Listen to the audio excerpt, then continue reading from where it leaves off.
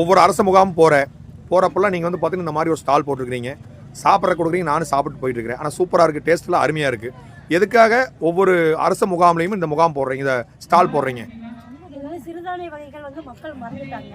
அதை வந்து அவங்களுக்கு ஞாபகப்படுத்துறதுக்காகவும் அவங்க வந்து டெய்லி அன்னாட அதை பயன்படுத்த மூலிமா கலோரி சத்து கிடைக்குது, புரோட்டீன் சத்து கிடைக்குது அப்படிங்கிறத வந்து அவங்களுக்கு விளக்கி சொல்றதுக்காகவும் இந்த மாதிரி ஒரு பொருட்காட்சி அமைச்சிட்டு இருக்காங்க. இது சிறுதானிய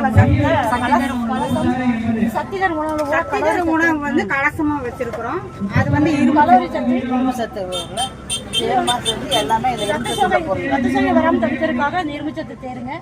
இதில் வந்து இரும்புச்சத்து நிறைந்த உணவுப் பொருட்களை வச்சு வெல்லம், சப்போட்டா, பேரிச்சம்பழம், ராகி, எள்ளு, சுண்டக்காய், பாவக்காய், கருப்பு திராட்சை இதெல்லாம் வச்சு இது வந்து எல்லாமே இரும்புச்சத்து நிறையா இருக்குனால.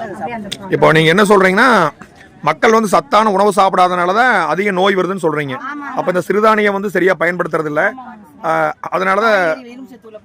ஆமாம், இப்போ இந்த ஸ்டால் போடுறீங்க இல்லைங்களா, இப்போ இந்த உணவெல்லாம் செஞ்சு கொண்டு வர்றீங்க, இதெல்லாம் எப்படி உங்கள் சொந்த செலவில் செய்கிறீங்களா இல்லை அதெல்லாம் உங்களுக்கு கவர்மெண்ட் சப்போர்ட் பண்ணுதா? எல்லாமே ஒரு அங்கன்வாடி சிறு தொகை மட்டும் தான் நாங்கள் வந்து இதுக்கு வந்து இதை பண்ணுறோங்க. உண்மையாலுமே உங்களை பாராட்டணும்.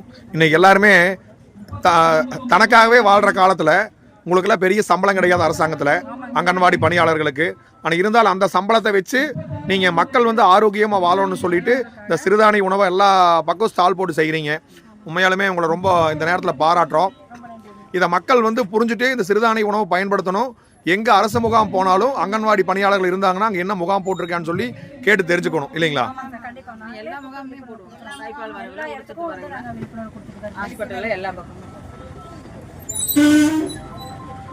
ரொம்ப நன்றிங்க.